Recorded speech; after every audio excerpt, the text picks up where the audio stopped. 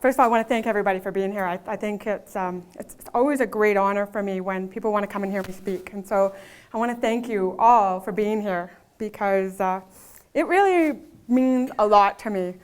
And in fact, I'm a rebel speaker. So what that means is everybody usually tells you to take your cell phones, put them away. I'm going to tell you to take them out, put them on, and you get to text me, okay?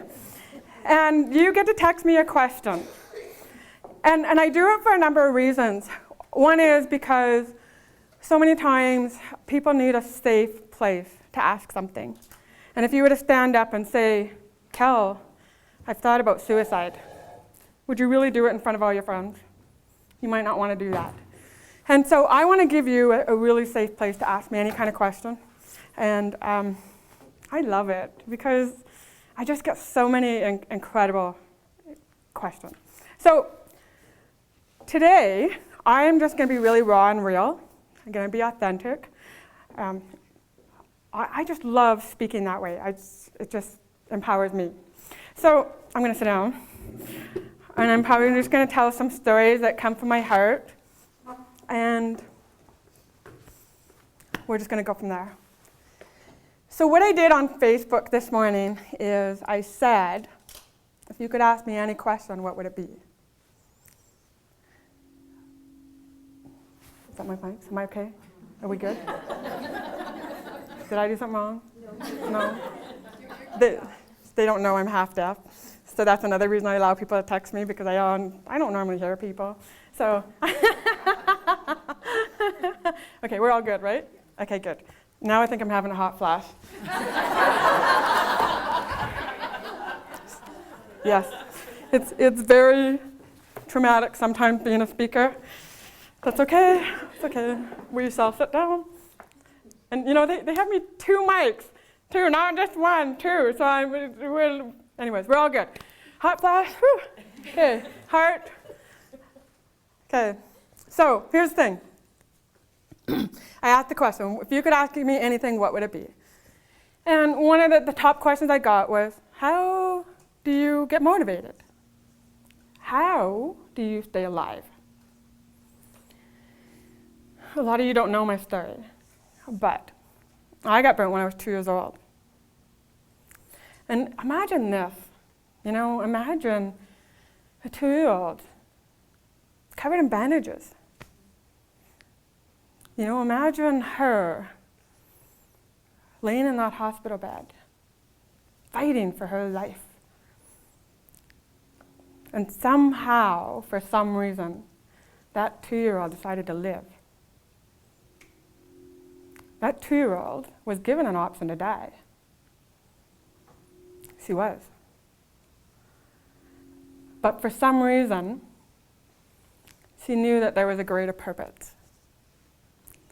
And I remember when I was 18, I needed to know why I lived. Like, why?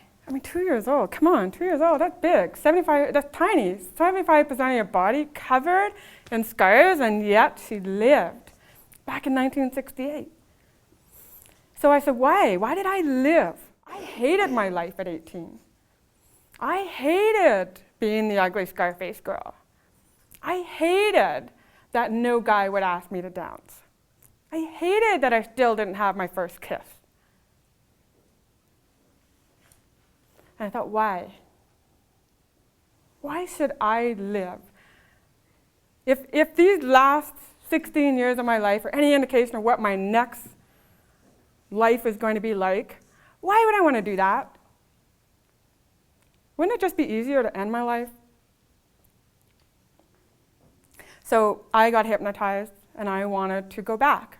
I wanted to go back to when I got burnt and figure out why. And we went back to the day that I died. And the doctors and nurses were all working on me. They're trying to revive me, and I'm having a little conversation with my God. And I said, why? Why should I live? And he said, you're too young to die. I was only 2. I hadn't really lived. My mom was only 21. She had given up her first baby for adoption at 16. She was known as the town tramp. Then she had me at 19. And then at 21, her baby was dying. And we lived on a farm at the time. And my cousins were there, and they were burning shingles from the old fire because Grandpa had told them to burn the shingles. And so they decided to burn the shingles. And a spark came out, landed on my dress, and poof. My cousins were just devastated. They said, why not me? Why our little baby 2-year-old niece? So, 4 months in the hospital, every 2 days in the operating room, every 2 years until I was 20, more surgeries. I would spend a whole month in the hospital of my summer every 2 years.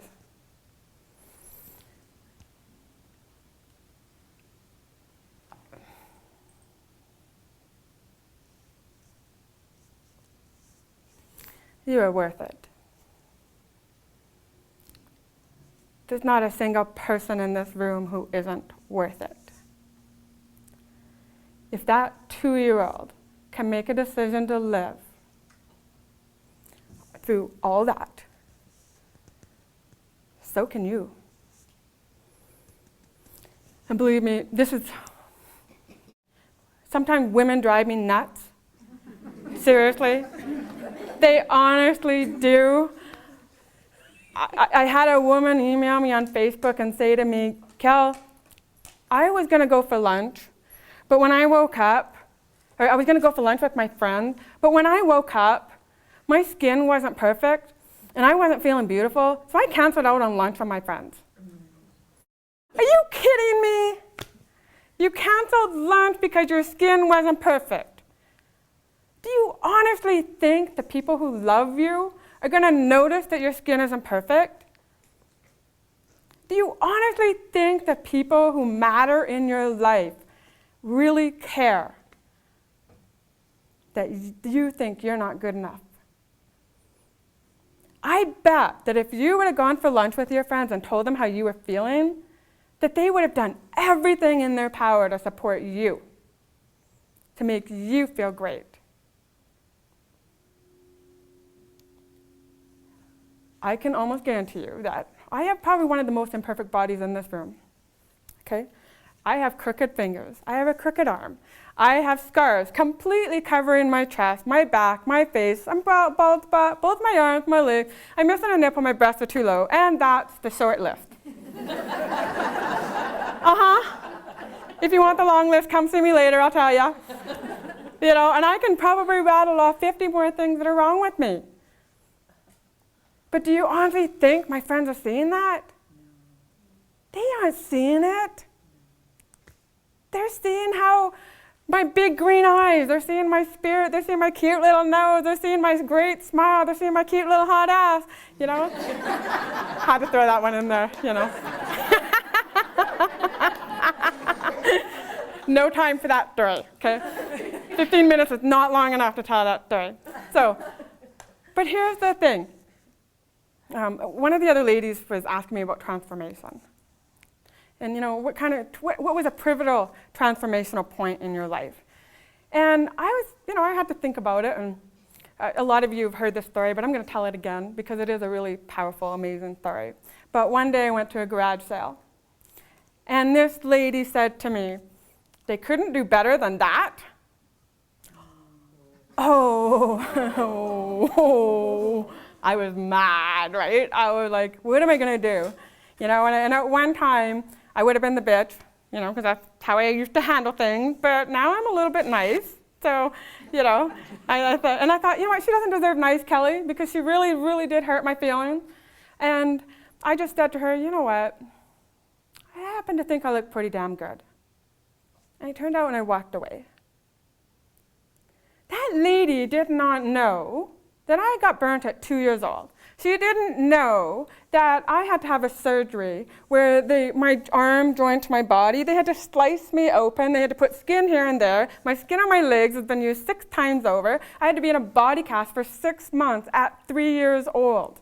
She didn't know about the time they took the only piece of skin that was left in my body, and they took it from my tummy, and they put it on my chin. Because when I was 5 years old, I couldn't close my mouth. I couldn't smile. And my doctor wanted to make me look beautiful. So he took that one last piece of skin and he put it on my chin. She didn't know about that. She didn't know about the time that I had to have breast surgery. And they took skin from both sides of this leg and they put it underneath both of my breasts. And then they jiggled them into place. Well, there wasn't much to jiggle because they were pretty, in fact, I think they were pretty flat. So I don't know how we could jiggle them into place. But anyways, he had to put them into place and they used 1,000 staples. And I spent a month in the hospital. She didn't know about any of that. And yet I was willing to let her take my power away. I don't deserve that. Not a single person in this room deserves to allow a stranger to take your power away and you make you feel ugly. She doesn't count in my world. Not once have my kids or my family or my friends ever said, "Mom, Cal, I would love you more if you were scarless." Not once. So when a woman comes up to me and she says, "I don't feel pretty," are you kidding me? I would trade places with you in a day. If all you've got is flabby arms, or maybe you've got a weight issue or whatever that issue is, so what? If you can't love your whole body, love your little parts.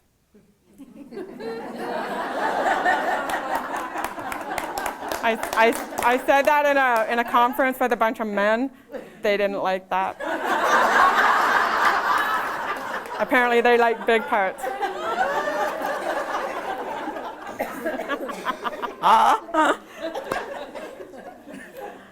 You know, when I look at my body, you know, and you know, I get naked in front of the mirror and I can't love that sometimes.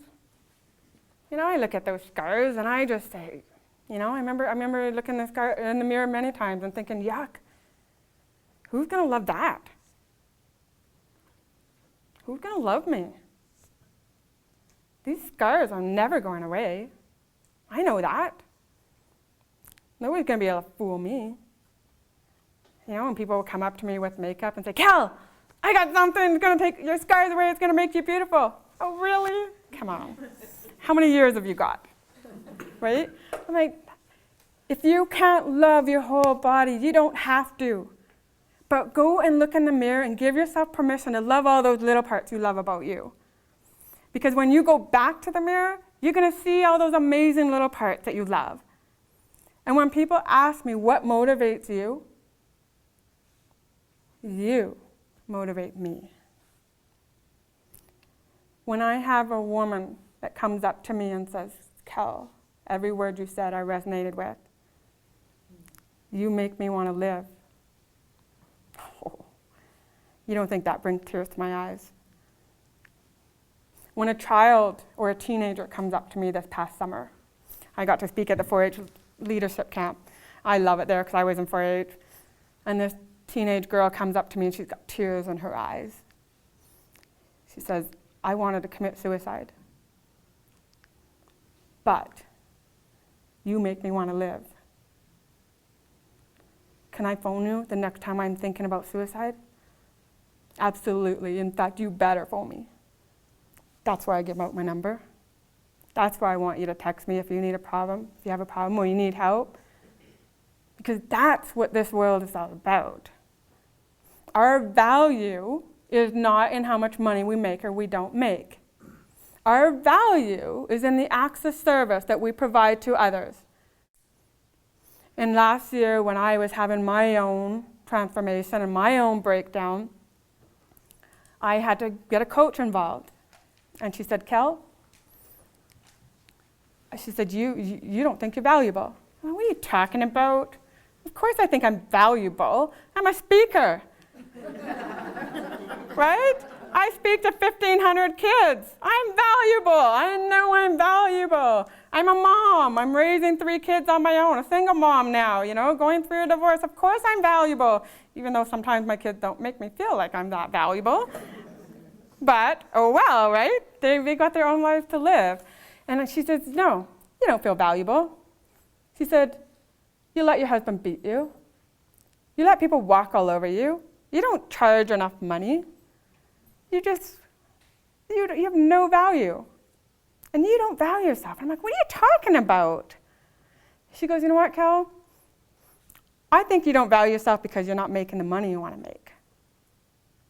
I was like, yep. Because I had set a goal. And I hadn't reached that goal. And she said, you know what, Cal? You need to think about value. I said, okay. And she said, and don't call me for my coaching call tomorrow unless you know what value is. Like, okay, darn it. What's value, right? And I started thinking, and I was like, okay, I'm going to think about what value is, because if somebody says I'm not valuable, I got to prove this to myself. And so what happened was I started to think about some of the things I've done in my life and the domino effect of some of those things that I've done. And I remember thinking about when I went to Africa. And I went to Kenya, and I was actually quite mad when I was in Kenya. I really felt like I was being taken advantage of, and they were trying to steal books from me, and they were stealing money from me. And 1 minute left? Are you kidding me? Holy crap. Value. Okay. So I go. So that 15 minutes went by in 5 minutes. I think you should start the clock again. I don't think that worked. Do you think it worked? Okay, so value. So I'm mad, right, at these people, and I'm thinking, what's in this for me, right? Because after a while, you kind of think, what am I going to get out of it? So anyways, we're in this hall, and there's 150 teenagers there, wearing the most horrible rags out there. And all of a sudden, I'm talking to some guy, and she says to me, or I hear them chanting, and they say, I am me, the best me I can be. And I go, what? And I see her reading my book. And all these teenage girls are chanting, I am me, the best me I can be. I was, that's out of my book. My thoughts that were in my head that I didn't think meant anything were in my book, and this book ended up all the way around the world in Africa, and it's being used to teach these teenage girls to have hope and self-esteem. Wow, that's value. And so I wrote down 3 or 4 pages of stuff that I had done and the domino effect of what it had done. And then I wrote it in third person, and then I went back and I went to read it, and it was like, who is that chick? I need to know her, right? So I want to encourage you. You all have value. We all do. But we think that we're not good enough. And we're so focused on that mountain of mistakes that we make. We're so focused on everything we do wrong, or everything we do bad, or everything that's not perfect enough. And we forget about all these amazing things that we've done, and that mountain of awesome that we have. And so I want to encourage you. Go look at the mountain of awesome. Go think about all those things that are great about you. Quit worrying about what everybody thinks of you. And if someone says you're fat or stupid or ugly, just say, so what? So what? My husband got mad at me because I had a bald spot, or I wore pigtails and had my bald spot sewing. And I said, so what? My bald spot sewing. You think somebody's going to come up to me and say, hey, lady, your bald spot sewing? And if they do, so what? I don't care. Because I know who I am, and I'm beautiful, even with these scars on my body. And there's not a single ugly woman out there. So look at yourself and stop being so hard on yourself. And start realizing that you are an amazing woman or an amazing man, and you deserve every bit of love and success and happiness and everything that you deserve in your life. You deserve to have it. And so that's why I live, is because I cannot imagine not being a speaker. And I remember my sister telling me, you need to go get a job. You're not making enough money. And my ex-husband telling me the same thing. You need to go get a job. And I think about job speaking. And when I think about getting a job, I cry instantly. Because I know that that would destroy my soul. So if you want to be motivated, do what inspires your soul. Do what makes your soul sing and dance, because those are the days you're going to love and remember in your life. And that is when you are going to be totally motivated to do whatever it is that you want in your life. So, thank you.